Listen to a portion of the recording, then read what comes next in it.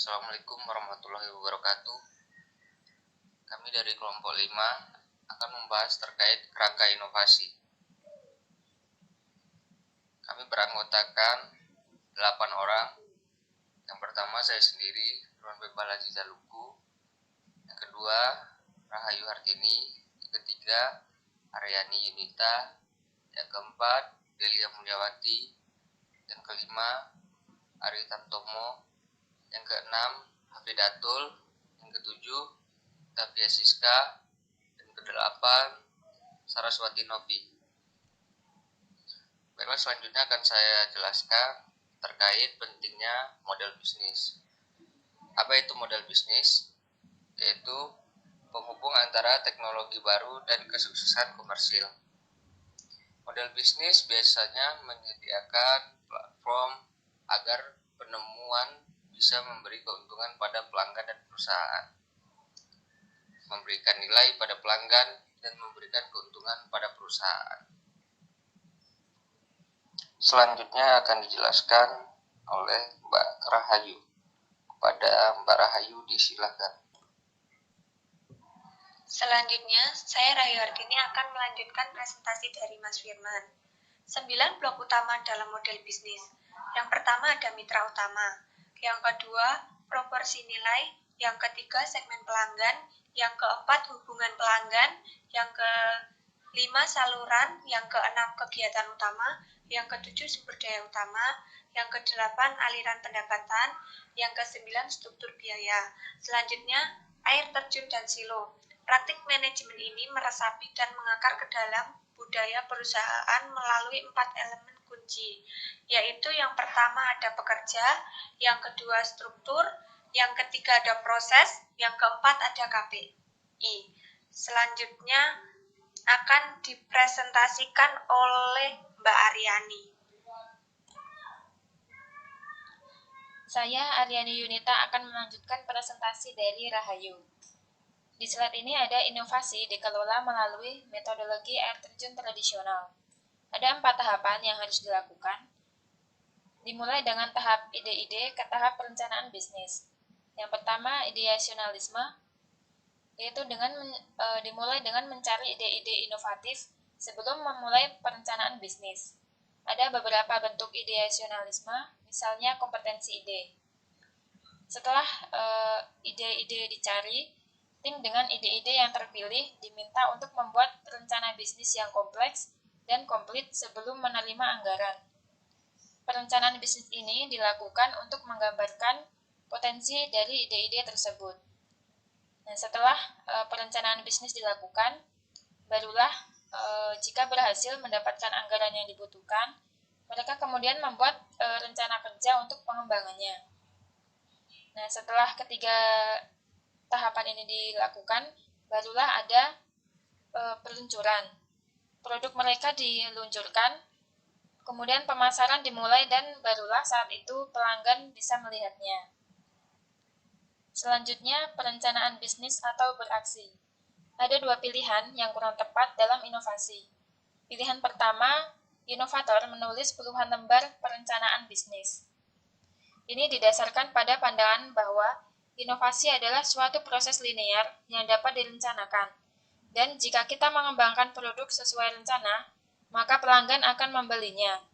Tentu saja hal ini tidak selalu benar. Merasa kesulitan dengan perencanaan bisnis, maka inovator di perusahaan besar akan mengambil pilihan kedua yang sebenarnya juga kurang baik. Berbekal beberapa contoh kesuksesan, mereka akan berargumen bahwa inovasi adalah proses yang non-linear, sehingga sebaiknya tidak perlu dikelola. Padahal hanya cukup memberikan sejumlah investasi saja dan bebaskan mereka untuk bereksperimen. Selanjutnya akan dipresentasikan oleh Mbak Delia. Saya Delia akan melanjutkan presentasi. Perjalanan inovasi dikonsepkan 3 horizon. Yang pertama disebut sebagai H1, merupakan produk utama yang saat ini menghasilkan pendapatan dan keuntungan. Untuk H1 relatif lebih mudah dilakukan karena produk tersebut menghasilkan pendapatan saat ini. Dengan demikian, laba dan pertumbuhan dapat dikelola dengan menggunakan praktik-praktik manajemen tradisional. Jadi untuk K1 dapat dialokasikan sebagai medan pertempuran untuk mendapatkan keuntungan. Yang kedua, produk perbaikan. Di dalam produk perbaikan ini nampaknya ada harapan bahwa produk secepatnya akan memberikan pendapatan, pertumbuhan, dan keuntungan seperti produk H1. Jadi H2 ini merupakan perantara bagi produk yang lolos atau produk potensial. Yang ketiga, produk munsut yang masih dalam model lead bank. Ini disebut sebagai taman bermain untuk penemuan hal baru. Yang selanjutnya, siklus hidup inovasi. Inti dari siklus hidup inovasi adalah 2 tahap yang luas, yaitu mencari dan mengeksekusi. Proses pengembangan pelanggan dari Stimblank menggambarkan 4 langkah dalam siklus hidup inovasi. Untuk 2 langkah pertama merupakan tahap mencari dan 2 langkah terakhir adalah tahap eksekusi. Selama penemuan pelanggan, visi inovator diterima dan diubah menjadi hipotesis model bisnis.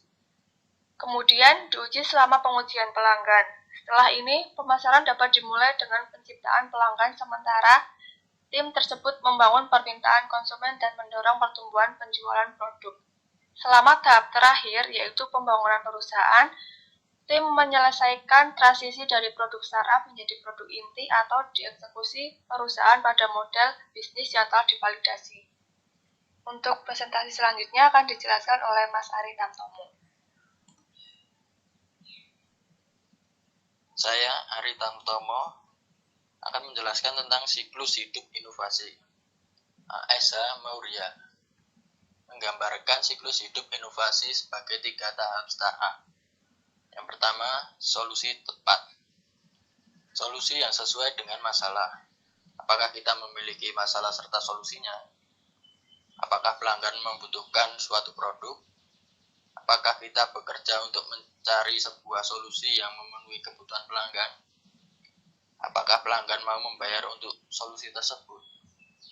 Yang kedua, ada produk tepat.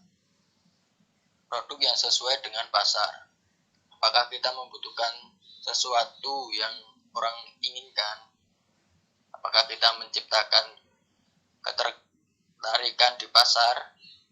Apakah kita telah menemukan saluran yang tepat untuk menjangkau pelanggan dan memberikan nilai? Yang ketiga, ada pengembangan.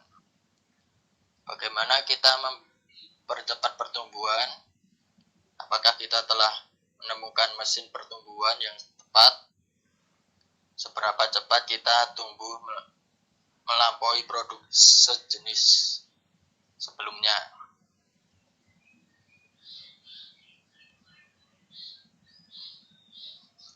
Yang selanjutnya, di person dan product life cycle.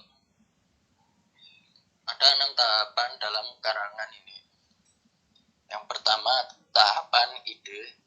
Tim diharapkan untuk mengembangkan ide produknya dengan perkiraan yang jelas tentang kebutuhan pelanggan dan keselarasan dengan strategi perusahaan. Tahap yang kedua, eksplorasi.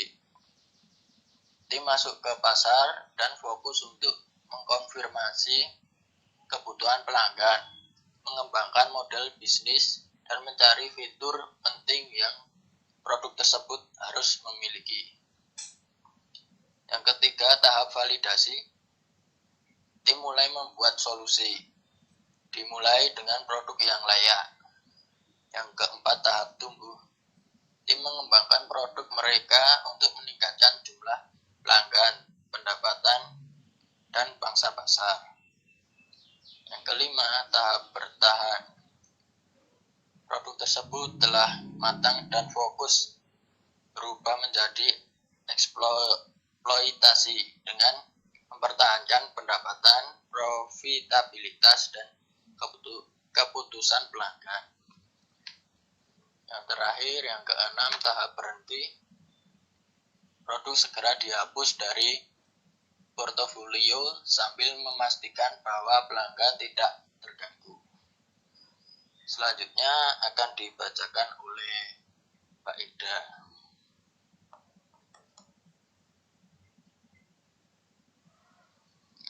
Saya Hafidatul Hasanah akan melanjutkan presentasi dari Ari Tamtomo mengenai manfaat siklus hidup inovasi. dapat diketahui bahwa sisi positif kerangka kerja yang berdasarkan siklus hidup inovasi itu dapat memungkinkan inovator untuk bekerja pada ide-ide baru yang besar dan manajer bisa membuat keputusan investasi yang benar. Salah satu penyebab kegagalan inovasi itu pada tahap pengembangan yang dilakukan terlalu dini, yaitu ketika sebuah produk dikembangkan sebelum model bisnisnya diujikan. Manfaat selanjutnya yaitu menyeragamkan pandangan dalam bisnis sehingga pengembangan yang prematur dapat dihindari.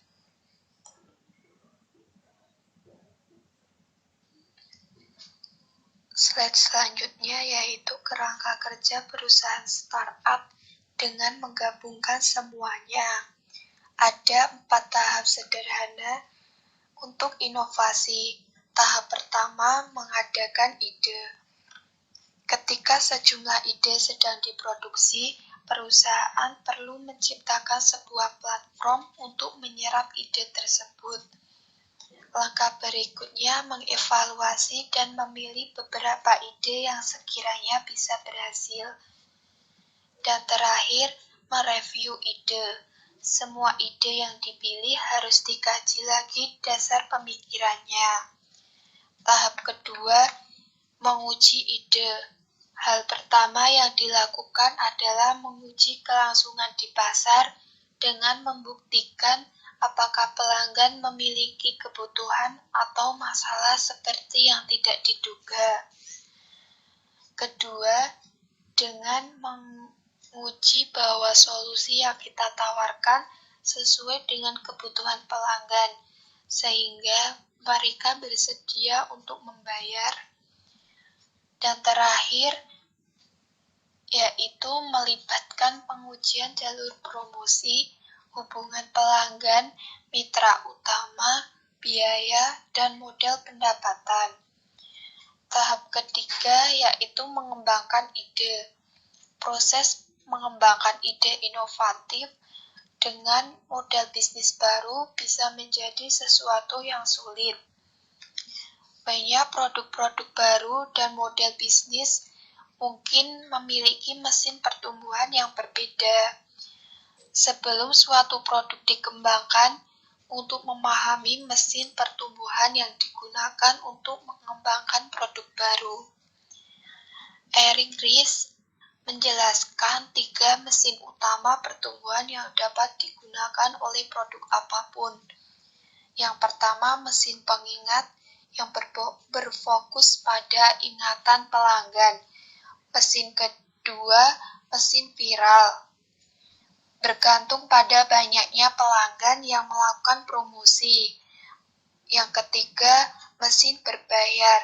Mesin ini bergantung pada pemasaran berbayar, iklan, atau tenaga penjualan untuk mendorong pertumbuhan produk. Setelah mengetahui apa mesin pertumbuhannya, tugas pertama adalah menyempurnakan mesin tersebut. Dan jika sudah puas dengan performa mesin pertumbuhan itu, bisa beralih untuk mempercepat pertumbuhan. Tahap keempat yaitu memperbarui ide. Setelah mengembangkan produk, perusahaan akan mengeksploitasi keberhasilan dari penemuan baru ini menjadikan sumber keuntungan. Di setiap kuartal perusahaan harus mengadakan agenda untuk membandingkan beberapa model bisnis. Perusahaan seharusnya tidak hanya memantau lingkungan mereka, tetapi juga harus aktif mencari cara untuk merespon dan meninjau model baru berdasarkan pengujian terhadap berbagai dugaan. Baik, saya Octavia Siska akan melanjutkan presentasi dari Mbak Hafidatul, yaitu sekarang tentang siklus adopsi. Terdapat 5 kategori adopsi inovasi. Yang pertama yaitu adalah inovator. Inovator sendiri yaitu orang yang bersedia mengambil risiko dan mengadopsi teknologi yang mungkin saja akan gagal. Yang kedua yaitu ada pengguna awal. Pengguna awal sendiri yaitu orang yang juga bersedia mengadopsi teknologi baru tetapi lebih berhati-hati saat memilih daripada inovator. Nah, di dalam kerangka inovasi, perusahaan harus menciptakan dan menguji ide-ide bersama para investor dan pengguna awal atau disebut early angles. Orang-orang yang senang mengambil risiko dengan versi awal produk Anda dan memberikan pendapatnya akan mendapatkan risiko rusaknya reputasi suatu merek yang lebih kecil jika dimulai dengan pengguna awal sebelum menargetkan pasar utama. Selanjutnya yaitu adalah yang ketiga ada kategori mayoritas pengguna awal, di mana orang-orang ini akan mengadopsi inovasi beberapa saat setelah inovator dan pengguna awal mengadopsi inovasi. Sebenarnya mereka sih menunggu untuk melihat apakah suatu teknologi baru yang akan dia ambil atau yang mereka akan ambil memang bermanfaat baginya. Yang keempat yaitu ada mayoritas pengguna akhir, di mana orang-orang ini biasanya akan mengadopsi suatu inovasi hanya setelah rata-rata pelanggan melakukannya. Dan yang terakhir, yang kelima yaitu adalah kelompok kolot. Adalah orang-orang yang mengadopsi suatu inovasi paling akhir dan biasanya orang-orang ini memiliki keengganan untuk berubah dalam mengadopsi suatu inovasi tersebut. Nah, setelah pengujian ide yang dilakukan oleh inovator dan pengguna awal tadi, produk kemudian dapat diperbesar di mayoritas pengguna awal ini. Dan ini adalah kesempatan untuk menguji mesin pertumbuhan dan metrik daya tarik kita. Ketika mayoritas pengguna akhir mulai menggunakan produk, berarti tahap pengembangan ide telah berhasil. Namun, tidaklah bijaksana ketika kita terus mengeksploitasi produk sampai kelompok kolot menggunakannya, karena kita sendiri ini ingin menjaga model bisnis agar selalu segar dan siap menghadapi calon pemain baru. Selanjutnya yaitu ada epilog atau kerangka inovasi dan portofolio inovasi. Nah, kerangka inovasi sendiri berguna dalam menambah dimensi untuk menganalisis dan mengelola portofolio inovasi. Pemetaan portofolio dapat memungkinkan perusahaan mendapatkan portofolio yang seimbang dan juga posisi produk dalam perjalanannya. Selanjutnya, saya Saraswati Novi akan melanjutkan presentasi dari Mbak Octavia Siska. Nah, di sini kita akan membahas mengenai aktivitas inovasi, yaitu memetakan produk. Jadi, kerangka inovasi dapat digunakan untuk memetakan berbagai produk dan mengetahui posisi di dalam perjalanan inovasi. Kerangka inovasi menyediakan panduan dalam mengembangkan serangkaian pertanyaan yang dapat digunakan untuk menilai posisi suatu produk di sepanjang perjalanannya. Pertanyaan-pertanyaan yang dimaksud dapat dilihat sebagai hierarki yang berfokus pada pengadaan ide, pemilihan ide, pengkajian ide, eksplorasi masalah, memvalidasi solusi, model bisnis yang teruji, menyempurnakan mesin pertumbuhan, mempercepat pertumbuhan, eksploitasi, dan pembaruan model bisnis. Penilaian juga dapat dilakukan dengan menggunakan berbagai metrik seperti jumlah pelanggan, pendapatan, dan keuntungan. Pemetaan produk ini sepanjang proses inovasi tidak hanya membantu untuk mengetahui di mana kita berada, namun juga membantu kita membuat keputusan yang harus dilakukan selanjutnya. Sekian yang dapat kami presentasikan, kurang lebihnya mohon maaf. Wassalamualaikum warahmatullahi wabarakatuh.